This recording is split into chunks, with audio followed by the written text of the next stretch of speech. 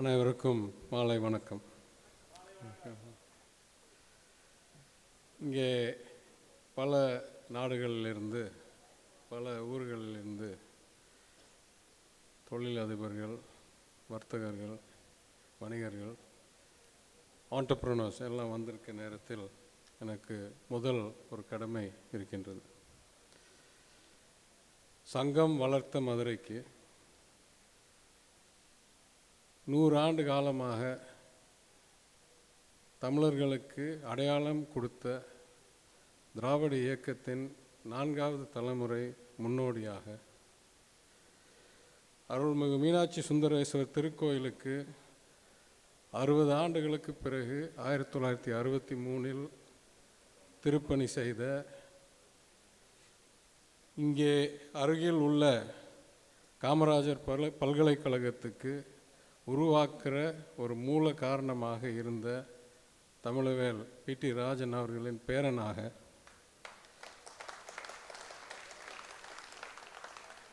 மதுரைக்கு வைகை கரை சாலைகள், ரிங் ரோடு, மாட்டுத்தாவணி பஸ் நிலையம், மெட்ராஸ் உயர்நீதிமன்றத்தின் கிளை, பல பாலங்கள் ஆகிய உட்கட்டமைப்புகளை கொண்டு வந்த பண்பாளர் T R Palanivelராஜனின் மகனாக இவற்றையெல்லாம் மீறி அன்னை மீனாட்சியினால் தமிழ்நாட்டு சட்டப்பேரவைக்கு ₹1 பணம் கொடுக்காமல் அனுப்பப்பட்ட உறுப்பினராக உங்கள் அனைவரையும் மனம் நிறைந்த மகிழ்ச்சியுடனும் பெரும் எதிர்பார்ப்புடனும் இங்கே வரவேற்கிறேன்.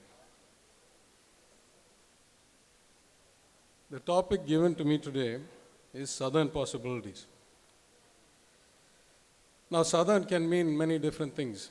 I could look at this and say Southern, North India versus South India. I could look at Southern and say Northern Tamil Nadu versus Southern Tamil Nadu. I could look at Southern in the kind of developmental lingo and say the haves versus the have-nots, or the weaker compared to the stronger, the weaker being the South. In today's discussion, since I'm the only man speaking for my party, and I'm one of very few politicians speaking today, I don't want to focus on my city or my region. Rather, I want to focus on a philosophy of development and entrepreneurship, which I hope some of you will find resonates with you. This very important meeting, networking event, gathering of entrepreneurs across the Tamil diaspora across the world, comes at a very critical time for our state and our country.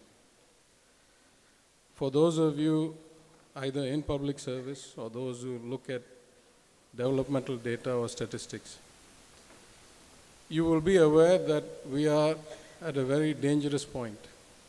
What the rest of the world calls our demographic dividend, that is the great youth surge that still powers our economy and powers our demographic profile compared to, let's say, places like China or the West, or in extreme cases, rapidly aging countries like Japan. What people see as our demographic dividend is fast becoming a democratic threat or a democratic time bomb. And the single variable that converts a dividend to a threat is the lack of employment opportunity.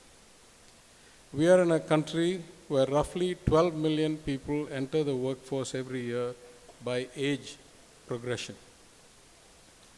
Additionally, the mechanization of agriculture plus the unviability or the non-viability of small-scale farming in the absence of credit as an aftermath of demonetization is driving about 3 to 4 million mid-career workers into the workforce, into the job-seeking population, and often from rural to urban areas. So we are at a situation where we have to create about 15 to 16 million jobs a year if we are going to get the benefit of the demographic dividend. Therefore, the consequent improvements in per capita GDP, and consequently the improvement in the quality of life and the delivery of services that the government is supposed to provide, and politicians like me claim that that is our ambition to do.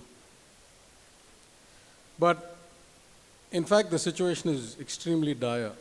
A friend of mine posted 2 statistics online in the last couple of days. The first statistic, the average age of the murder accused in Tamil Nadu in the last 3 years is in the range of 18 to 26. The overwhelming majority of murder accused are in that age range, 18 to 26. That is also true for chain snatchers, mobile snatchers, etc. We are at the cusp of potentially a dangerous trend where we have educated, unemployed youth turning to criminal methods for progress.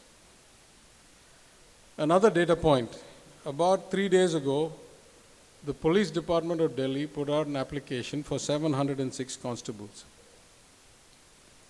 For those 706 posts, 7.6 lakh people applied. 10,000 people per post. Most of the applicants had at least 1 degree. Many of them had professional degrees, some had 2 degrees. I'll add one more statistic without politicizing it. In 2016, when the elections were over, there were 68 lakh people registered with the Employment Exchange in Tamil Nadu looking for work. Today, that number is north of 1 crore. So we have a serious problem. And this problem is not homogeneous across India. That is another twist to the problem. I say this without any kind of aspersions on different people, but I have to cite the statistics. India, as The Economist magazine once put it, is a continent masquerading as a country. We are so diverse historically, culturally, by language. And over the past 50, 60 years since independence, and particularly the last 25, 30 years since the liberalization regime, the divergence of states has been stark. I'll give you just 2 examples. At one end of the spectrum are states like Tamil Nadu. In Tamil Nadu, the average age today is 31 years old. The population is slightly above 50% female. It's almost a balanced sex ratio. The average education is a high school graduate. The per capita income is close to 2 lakh rupees. This is per capita dividing across men, women, children. And the gross enrollment ratio for higher education, that is the percentage of all college eligible age children entering college, is 46%. By far the number 1 statistic in the country. The average is 23%. The next highest state is Kerala in the 30s. Contrast this to Bihar. In Bihar, the average age is 19. It is a 52% male population. The average education is elementary school dropout. The per capita income is roughly 42,000 to 43,000 rupees. And the enrollment ratio of college age children entering college or joining college is 12%, 1/4 of Tamil Nadu's. Now, a few months ago, I appeared on behalf of the DMK in front of the 15th Finance Commission that was on tour across the country taking inputs. As you may know, the 15th Finance Commission is the one that decides how tax revenues collected by the Government of India, which equate to something about, by the time the Commission's work is done, something about 20 lakh crores a year through direct and indirect taxes, how this tax revenue is split between the central government and the states as a whole, and then across the states from one state to another. Now, the principles of federalism suggest that developed states like ours will put in a lot and get back a little, and underdeveloped states like Bihar will put in very little and get back a lot. That's the nature of federalism, no problem. Where the problem arises is that having done this kind of skew of taking from the haves and giving to the less well-off for the last 25 years, so Tamil Nadu's allocation of the state tax revenues in 1994 was 6.75%. Then it dropped to 6 point something percent, then 5 point something percent, then 4 point something percent. The 14th Finance Commission gave us 4.06%. This time, if they follow the same logic, we'll get something with a 3 handle, 3.578. And yet, we pay somewhere north of 8, maybe up to 10% of all taxes collected in India. So, in that context, I was having a different discussion about the nature of efficiency and equity as they claim their principles were. But in this context, I want to ask you something else. You're all entrepreneurs. How is it that within the same country, we have such great disparity? After all, we're a federal country.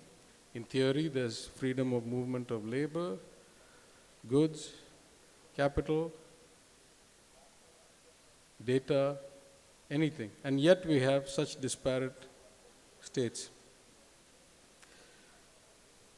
I would postulate that what we have learned from the experience of India across various states and Africa over the last 50, 60 years of so-called developmental policies compared to the last 10 years of Chinese investment, that some places are just not capable of growing beyond a certain rate.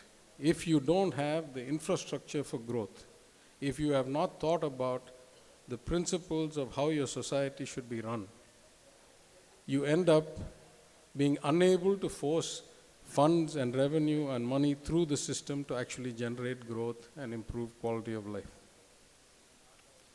In our case, in Tamil Nadu, we have been very fortunate. Going back to 1916, the Justice Party, the 1920 government, and continuing for the bulk of the last 100 years, the Dravidian movement has had 2 or 3 basic principles. One is social justice. Second is the importance of education. Now, I'm not saying this philosophically. I'm going to give you laws, geos, systems that have been implemented. And the third is the importance of private enterprise and the fact that the government cannot do everything. So if you look at the original legislation under diarchy by the Justice Party government between 1920 and 1926 alone, in just 6 years, the pioneering legislation included, for the first time in India and before London, the right for women to vote in elections. First time in India. It included a compulsory education scheme for boys and girls in elementary education in 1920. I'm not talking about now, I'm talking 1920. It included the communal GO that said jobs should be made available through the proportion of the population that different castes are and different communities are. They cannot be monopolized by the few. It included social reform like the nationalization of temples. It included the removal of Sanskrit as a prerequisite for studying medicine. These are the kinds of reforms that happened. I'm talking back to 1920. What does this mean in today's world? Let us set aside the history for a second. Let's look all around the world.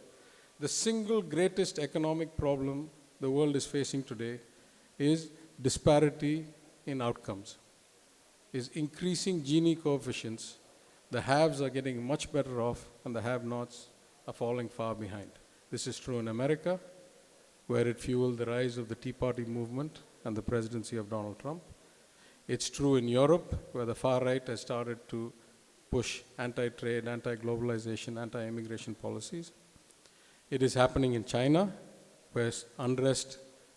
The Chinese government spends more money maintaining social order, as they call it, than on defense. Think about that.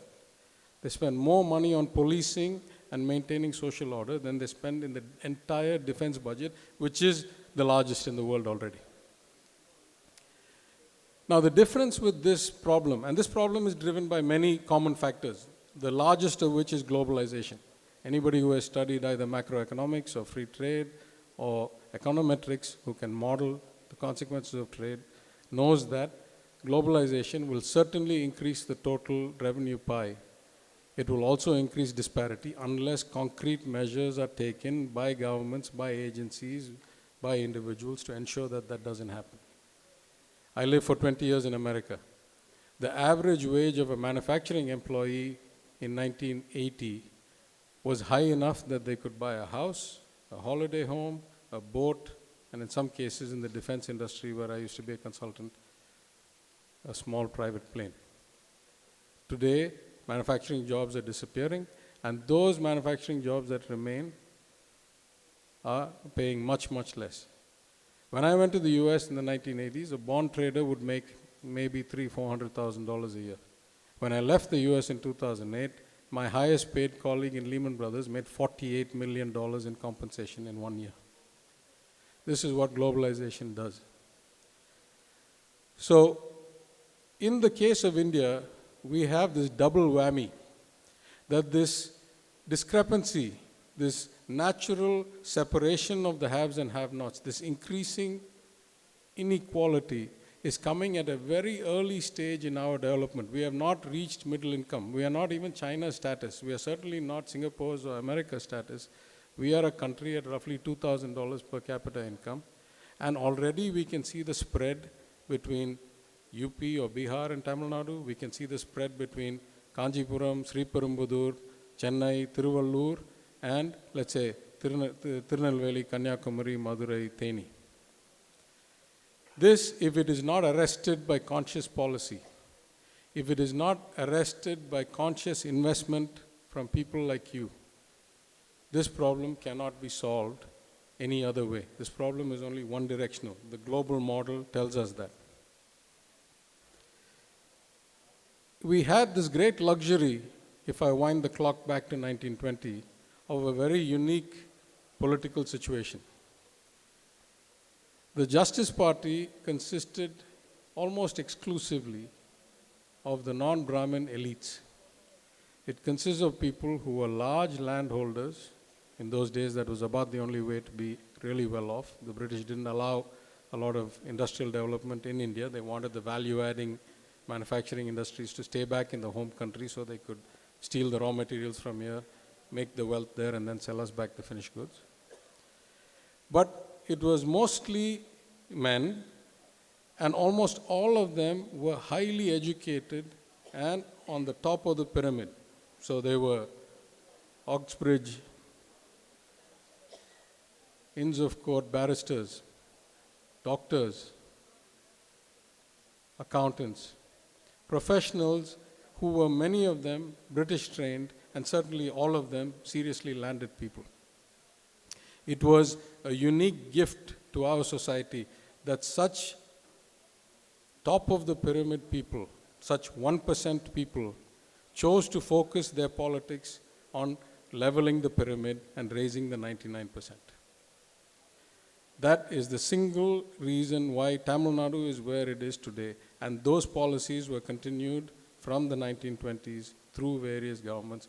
Though the principles got diluted, though the nature of politics became much more self-serving, though many of the people in politics today are not sitting at the top of the pyramid, they're looking from the bottom and see politics as a way to go up. The foundation, the blocks of our progress, at least relative to the rest of our country, were laid then based on the 1%, those at the top of the pyramid, then developing policies for the bottom of the pyramid.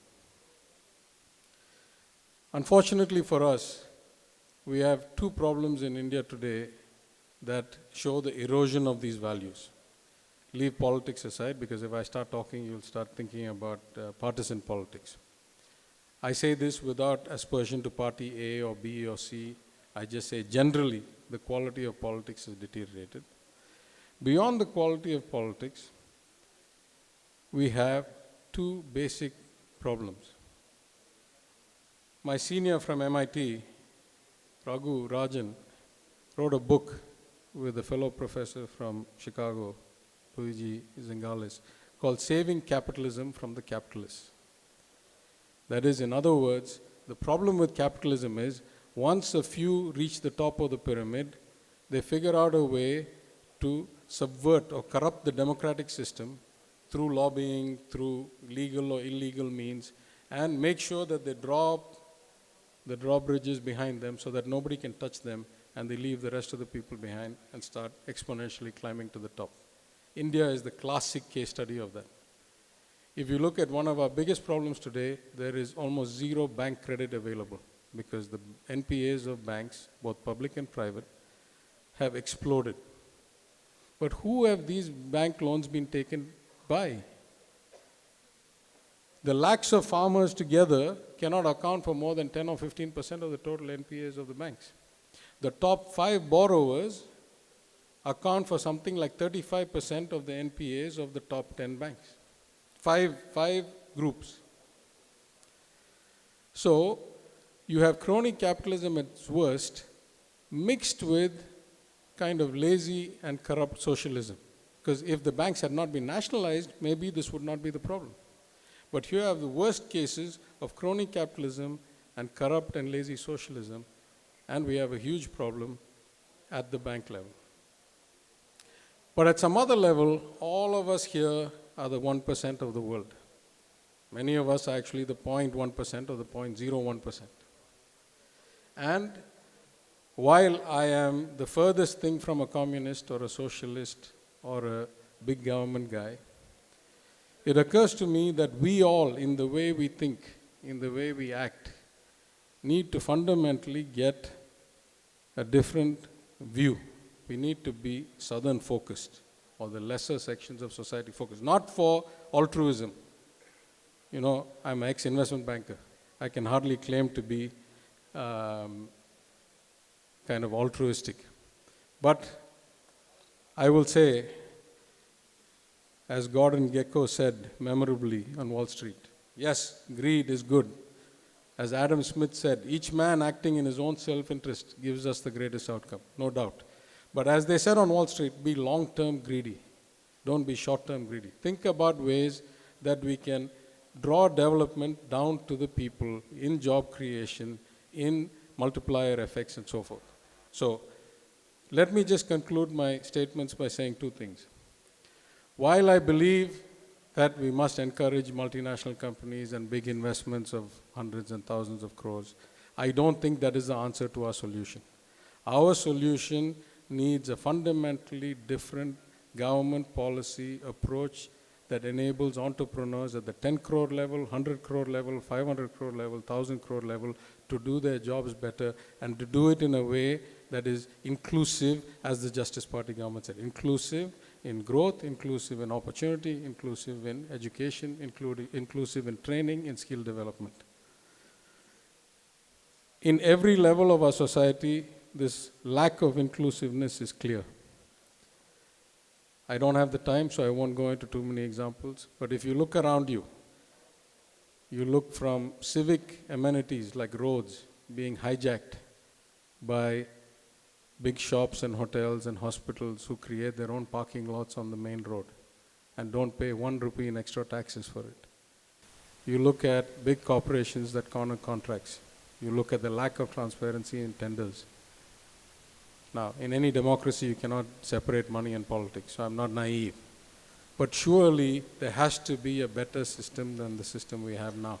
And as much as people like me will change the government system, I know that that cannot be the solution. The solution has to be people like you.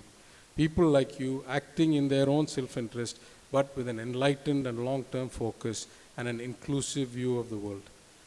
So, let me conclude by saying that as many southern possibilities as they are, they can only be turned into realities by entrepreneurs like you.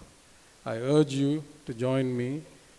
I can do my part in policy, you do your part in enterprise, and let's look to make the southern-northern divide smaller and eventually eliminated. Thank you for the time, ladies and gentlemen.